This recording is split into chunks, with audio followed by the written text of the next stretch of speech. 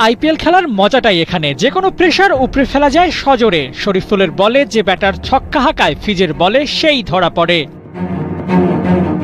শ্রীলঙ্কার ব্যাটাররা বাংলাদেশের সব বোলারদের নিয়ে পরিকল্পনা সাজালেও মুস্তাফিজকে নিয়ে চাপ নেয়ার মতো সাহস ওদের হয়ে ওঠেনি। তাই তো 4 ওভারি স্পেলে 10 বলে কোনো রানই নিতে পারেনি লঙ্কান ব্যাটাররা। সেই সাথে উইকেট তোলার লাক্সারিটাও ফিজ ধরে রেখেছেন ঠিকঠাক। অন্যদিকে শরীফুলের 24 বল থেকে শ্রীলঙ্কা তুলেছে 49 রান।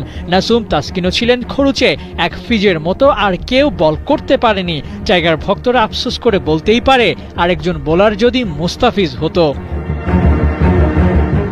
বাংলাদেশ দলকে শুধু বোলিংয়ে ভালো করলেই হবে না, ওদের ফিল্ডিংয়েও যে যথেষ্ট উন্নতি দরকার। ক্যাচ তোলায় বাংলাদেশের ফিল্ডারদের হাত যথেষ্ট কাঁচা।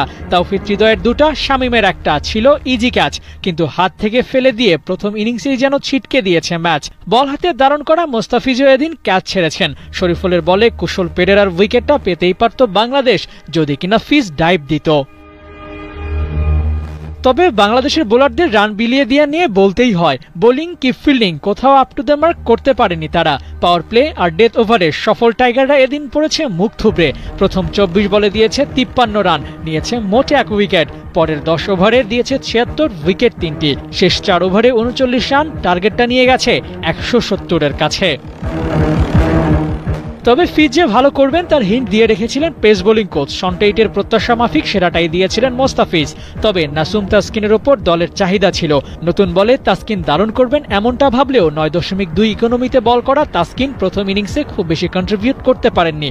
নাসুম গেল ম্যাচে 4 ওভারে 11 রান দিয়ে 2 উইকেট আর মেইডেন ওভার থাকলেও শ্রীলঙ্কার বিপক্ষে ছিলেন নখদন্তহীন। বোলিং ফিল্ডিংয়ে গড়পড়তা বাংলাদেশ এবারও শিখছে। এশিয়া কাপ থেকেও তাদের শেখার আছে অনেক কিছু।